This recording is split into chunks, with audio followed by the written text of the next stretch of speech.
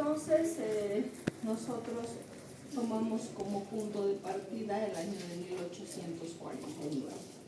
Si ustedes recuerdan, pues ese año se descubre a los componentes del núcleo. En el núcleo nosotros vemos tres componentes principales: las proteínas, el ADN y el RNA. Las proteínas están representadas por un 66%. Estas proteínas que de inicio pues se les atribuía todo lo que es herencia. Después tenemos al ADN en un 27% y tenemos al RNA en un 6%. Entonces, estos ácidos nucleicos tardaron mucho tiempo en tratar de deducirse que estos eran los relacionados con herencia. Entonces, después de haber dado los componentes del núcleo, pues se tarda mucho tiempo para determinar cuál era el material de la herencia.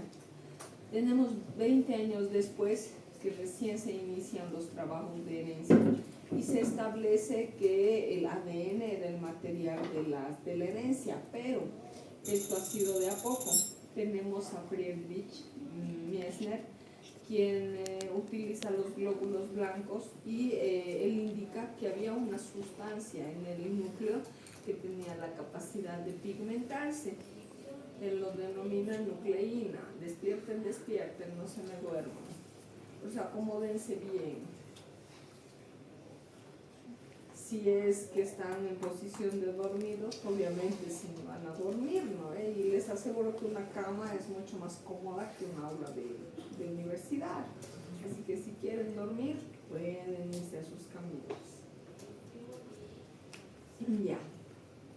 Entonces, la nucleína de inicio no se le atribuía una función específica, pero fueron 11 años después que se descubre que esta nucleína era el material relacionado con herencia. Entonces, por ello es que el tiempo en el que se descubren las características de herencia, pues es bastante amplio. Después tenemos a Wilhelm Rux, quien postula que la información genética se encontraba dentro de los cromosomas. Tenemos a Oscar Herwin, quien establece que la información genética se encontraba en la cromatina de los cromosomas. Y Fülger es el que utiliza a varias células eucariotas pigmentándolas con fucsina y nos indican pues que esta capacidad de pigmento hacía relación a lo que es el núcleo. Después tenemos a Aaron Levene. Él era un biólogo genetista que trabaja sobre la estructura química de los tres componentes del ADN. Nos habla de una composición química de las bases nitrogenadas. Aquí tenemos a la adenina y a la guanina. Bueno, para hablar de las bases nitrogenadas tenemos que clasificarlas en púricas y en pirimídicas, porque si ustedes recuerdan tenemos un tipo de translocación donde los cromosomas intercambian información relacionando con el intercambio entre bases púricas o entre bases pirimídicas. Entonces, por eso necesito que ustedes recuerden cuáles son las púricas o las purinas. Vendrían a ser la adenina y la guanina. Y tenemos a las pirimídicas, donde vamos a tener a la citosina, a la timina y al uracilo.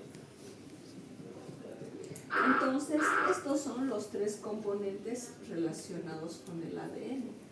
Tenemos a las bases, tenemos a la desoxirribosa o molécula de azúcar y tenemos al grupo fosfato. Si ustedes van a poder ver, vamos a tener enlaces hidrógeno que se van a encargar de unir estas tres estructuras. Entonces los nucleótidos van a tener el nombre de la base nitrogenada, por lo que los nucleótidos serán pues adenina, guanina, citosina, timina. Y aquí tenemos la base, la molécula de ribosa y el grupo fosfato. Prácticamente esta sería la base de la molécula de ADN. Entonces, ahí tenemos a la desoxirribosa. Ya. Ahora, se dice que el ADN es pues una cadena de polinucleótidos. ¿Por qué las denominan estas mismas? Entonces, polinucleótidos, porque tenemos a varios nucleótidos que van a estar unidos a su molécula de ribosa y al grupo fosfato. Entonces, prácticamente esta sería una hebra del ADN de constitución química. Ahora, obviamente, esto no les se pregunta en el parcial, porque es simplemente información para que ustedes vean cómo está formada el ADN. Entonces, ADN sí es considerado importante, ya que nos da la caracterización de los tres elementos que forman parte del ADN. Tenemos a las bases nitrogenadas, a la desoxirribosa y al fosfato. Entonces, simplemente como ejemplo, si se toma en cuenta a la molécula de azúcar como punto de referencia, nos muestran pues que de esta molécula de azúcar tenemos enlaces que van a terminar uniendo o fusionando a lo que son las bases. Pues por ello es que cuando veamos la estructura de nuestra molécula de ADN, miren, aquí tenemos timina, adenina, citosina, guanina, con nuestras moléculas de ribosa más el grupo fosfato. Entonces, ¿cómo estará formada una molécula de ADN? Pues última vez que les voy a ver adenina, timina, citosina y guanina. Entonces, ¿cuántos componentes tiene el ADN? 3. Entonces, bases nitrogenadas, molécula de ribosa o desoxirribosa y el grupo fosfato. Entonces, sí o sí tienen que recordar esto, porque es una vergüenza cuando les digo componentes del ADN y lo único que citan son las bases, son nucleótidos, y no es así. Entonces, este es un modelo que lo denominan como el modelo de modelo semiconservativo de la replicación. Lo que acabamos de ver, las bases hacia adentro, la ribosa y el grupo fosfato. Ahora son dos cadenas. Estas dos cadenas se van a unir por la forma de apareamiento de sus bases. Tenemos la timina con la adenina por 2 enlaces, la citosina con la guanina por 3 enlaces. Entonces, prácticamente este sería un segmento de la cadena de ADN. Entonces, prácticamente sería como que el esqueleto del ADN, ¿no? Este es el modelo que utilizan para lo que es la replicación semiconservativa. Esta replicación semiconservativa pues nos habla de que se va a replicar el ADN a partir de una hebra guía y una hebra complementaria. Es la única forma en la que se explica cómo va pasando la información de generación en generación.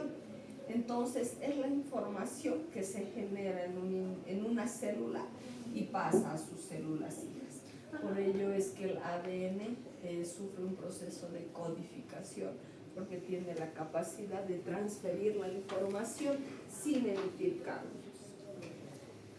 Entonces, por eso es que el ADN tiene 4 características: la capacidad de perpetuarse o replicarse por medio del modelo semiconservativo, la de manifestarse o expresarse, donde todos nosotros somos la expresión del ADN, cambiar o mutar, y combinarse o recombinarse.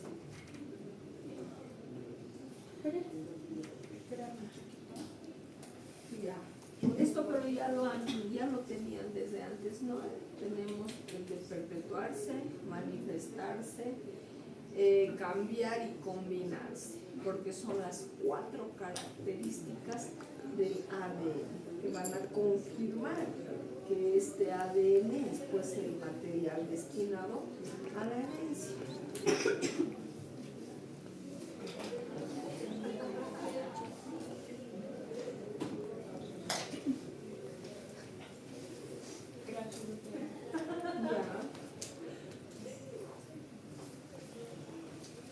Entonces, a partir de la década de los 40, nosotros indicamos que pues ya se declara al ADN como el material de la herencia y se indica que este era el material relacionado con la transmisión de características. En el año de 1947 iniciamos con lo que es, se puede decir, el estudio de las bases. Aquí tenemos a Erwin Charcot. Él inicia su trabajo en las bases de varias especies. Entonces llega al estudio con cuatro características. Nos dice la composición de todas las especies. La adenina siempre va a ir con la timina y la citosina con la guanina, porque dice que la cantidad de estas sustancias, bueno, de estos nucleótidos es muy similar. Por ello se justifica que estas anden apareadas. Después tenemos que la secuencia de estos nucleótidos no se van a modificar en los tejidos de una determinada especie. Tercero, que estas bases no van a recibir influencia ni de nutrición ni de edad y que cambia el orden de acuerdo a las especies. Entonces, gracias a esta disposición de las bases,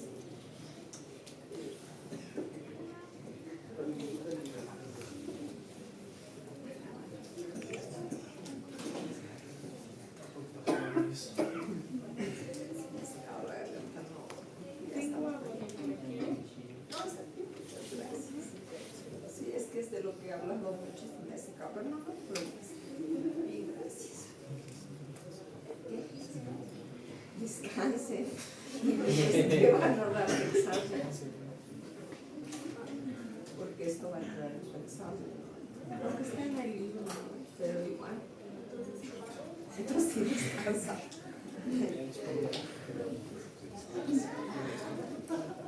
No déjale de ser.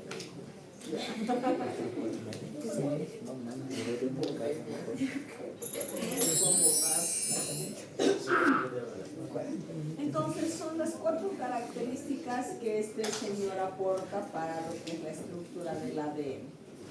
El segundo trabajo que es considerado importante es pues el de Franklin y Wilkins, quienes trabajan con un segmento de ADN cristalizado y lo pasan a través de una fuente de rayos X. Pues este trabajo permite mostrar la naturaleza helicoidal del ADN. Entonces, ya con estos dos trabajos de las bases y del ADN helicoidal, ya se puede armar, digámoslo así, la estructura del ADN.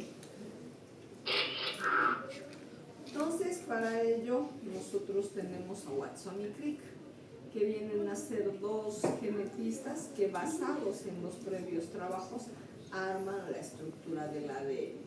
Ellos realizan lo que es una maqueta, que se supone era tridimensional, pero ustedes van a ver que es una maqueta bien pobre. Pero es que en ese entonces no teníamos pues los medios, ¿no? Ahora ustedes hasta impresora 3D tienen. Entonces ahí tenemos a Watson y Crick, quienes preparan su maqueta, y ustedes van a ver en el internet, su maquetita es bien bonita. Ahí tienen la maqueta. Yo cuando vi la primera, pues había que ver, ¿no?, los enlaces, las vueltas. Obvio que han tenido que trabajar bastante para lograr las dimensiones como que de un modelo tridimensional. Entonces ha debido ser muy difícil lograr armar este modelo del ADN, ¿no? En cambio ahora ustedes buscan el modelo tridimensional del ADN y van a encontrar. El que más se encuentra es, enseguida les voy a mostrar, este es el estilo. Si ustedes buscan en el internet el modelo tridimensional, pues les va a salir este. ¿Para qué nos sirve? Para poder determinar las características que ellos habían encontrado en la cadena de ADN. Entonces, estas características también forman parte de uno de sus de sus preguntas del cuestionario. Me deben dibujar y yo debo tener la capacidad de visualizar a una cadena de ADN en modelo tridimensional. Así que los que no sepan dibujar tienen una semana para hacer las pruebas y que les salga bien su modelo de ADN. Porque si no está bien su modelo de ADN, no les voy a poder calificar la nota del cuaderno. Como esa imagen tiene que estar igualito. ¿Qué tiene que ver? El grosor uniforme. Mide esta cadena 2 nanómetros. Entonces tiene que ver que el grosor es uniforme. Segundo, que el espacio entre vuelta y vuelta nos muestra un espacio igual, similar, que significa 3.4 nanómetros. Dentro de lo que son estas curvas, yo debo ver a las uniones. Miren, la timina con la adenina por 2 enlaces, la citosina con guanina 3 enlaces. En cada vuelta tenemos 10 nucleótidos. Entonces yo debo ver aquí, solamente estamos con 4, porque se supone que tenemos a la vuelta. Entonces, en su examen he preguntado estructura del ADN. Entonces se supone que de memoria tienen que saber cuántos nucleótidos, cuál es el espacio que separa, cuántos enlaces unen a estas dos cadenas. Entonces, por eso es que quiero que la dibujen, para que se acuerden de las características principales de lo que es esta cadena de ADN, ¿ya? Entonces, al que no sepa dibujar, tiene una semana para practicar. Pero tiene que estar igualito que el modelo tridimensional que yo les estoy mostrando. Una de las preguntas de la tarea. Pero si no está bien dibujado, ¿para qué te voy a revisar tu tarea? Tiene que estar bien dibujado. Porque igual los cromosomas me han dibujado cualquier cosa, ¿no? Pero ahora no estoy pidiendo que el modelo del ADN sea este modelo tridimensional. Entonces, a partir de la década de los 60, nosotros tenemos ya lo que es la secuencia del ADN, la secuencia de los aminoácidos. De esta forma se predice el cambio que pueda haber dentro de las bases y nos dan pues algunas modificaciones dentro de lo que es algunas secuencias de ADN, ¿no?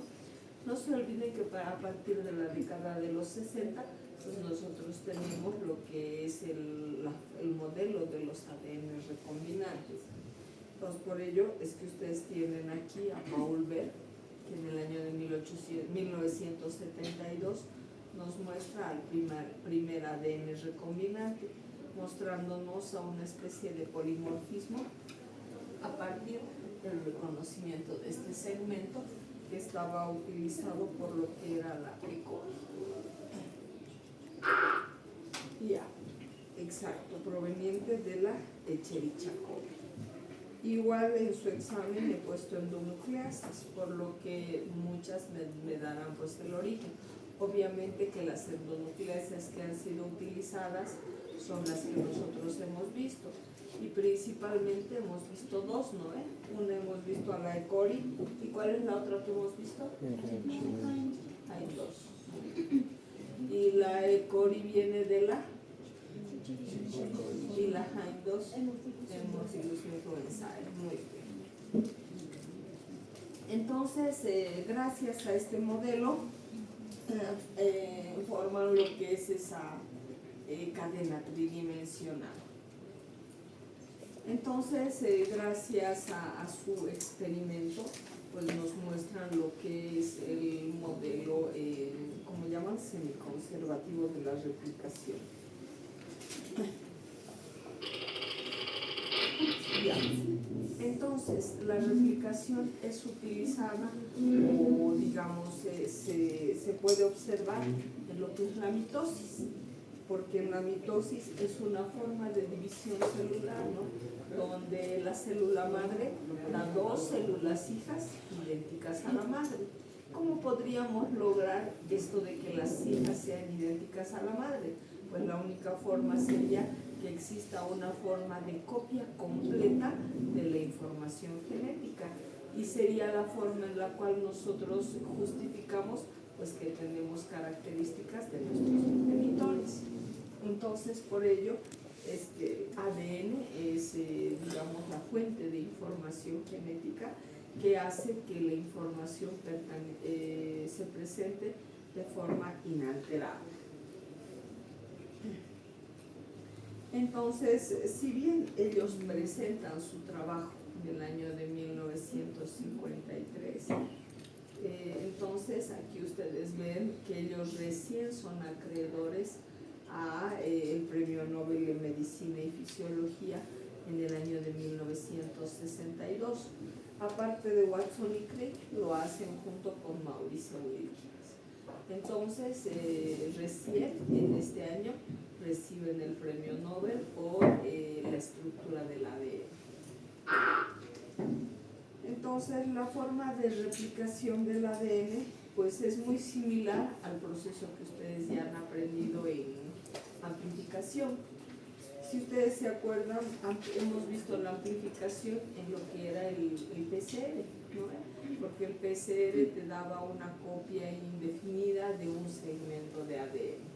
Entonces van a ver que si ustedes recuerdan esos pasos, son muy similares al proceso de replicación. ¿A qué se refieren con el modelo semiconservativo? Aquí tenemos una cadena de ADN. ¿Qué tiene que suceder? Tiene que haber una especie de enzima que rompa lo que son los enlaces, haciendo que esta cadena tenga la forma de horquilla. Al tener la forma de horquilla, necesitamos una enzima que extienda las hebras, que nosotros ya la conocemos a la helicasa, ¿no? Hemos visto en biología molecular. Entonces, la extiende y al extenderse van a dar lugar a dos hebras guías, a partir de las cuales se van a complementar los nucleótidos del medio, que van a lograr una copia idéntica a la hebra madre. Entonces se puede decir que este es un proceso de mitosis.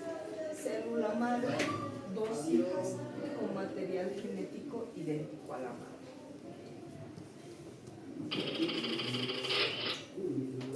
Entonces, los nombrecitos van a ser muy similares. Entonces, por una acción enzimática se rompen los enlaces de hidrógeno. ¿Para qué se rompen? Para separar las cadenas. Tenemos a la helicasa, que es la que va a extender, digámoslo así, lo que son las hebras. Entonces, un segmento de ADN o un ADN es replicado a partir de dos hebras guías, las azules. Y las celestes tendrían que ser las hebras complementarias. Se vuelve a dividir y lo mismo, tenemos hebras guías y tenemos hebras complementarias. Entonces, este proceso de replicación pues nos permite nuevas copias de la información genética a partir de una molécula patrón, y la copia pues tiene que ser idéntica, ya que no tiene que haber ningún tipo de cambio o modificación, porque solamente así el material de nuestros antecesores pues podrá ser considerado como herencia. Entonces la replicación va a venir a partir de una hebra de dos cadenas madre que tiene que sufrir un proceso de ruptura. Se rompen, se separan, se extienden las hebras y vamos a tener una horquilla de replicación. Necesitamos sustancias desestabilizadoras. ¿Por qué? Porque si se parten nuestras hebras, estas van a querer volver a unirse. Entonces tiene que haber una sustancia que haga que estas hebras se extiendan y no se vuelvan a juntar más. Entonces, como es una cadena de polinucleótidos, va a complementarse de forma igual a la del modelo. Por eso es que la regla es que este complemento de las hebras complementarias, vale decir eso, se van a respetar el orden en el que se encontraban las de la hebra guía. Entonces vamos a necesitar una enzima para lo que es esta réplica. En la amplificación nosotros necesitamos a la Taq polimerasa, que también era denominada ¿qué? ¿Qué se llama la Taq polimerasa? Van a dar parcial y el sábado. ¿Qué se llama la Taq polimerasa? ¿Qué? Que también se llama la Taq polimerasa.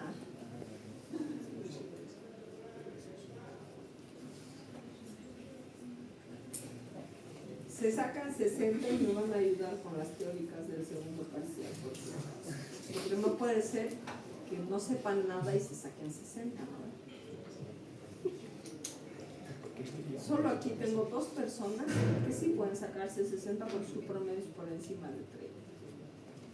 Después no tengo a más personas. Entonces, si los demás se sacan 60, se supone que dominan todo, me van a ayudar a repetir los temas del primer parcial para el segundo aquí arriba, por si acaso. No saben nada. Me extrañaría ver 60. Ya, ¿qué se llama la Taq polimerasa? Tiene otro nombre. ¿Nada? Se llamaba ADN polimerasa también, ¿no? ¿Y para qué les estoy haciendo el recuerdo? Para que se acuerden que aquí también necesitamos a la ADN polimerasa para que ésta pueda inducir a lo que es la réplica idéntica del segmento de ADN. Ahora, si ustedes se acuerdan, en la amplificación también necesitábamos los primers, que eran los que delimitaban el área a replicarse. ¿O no se acuerdan de los primers? 3, 5.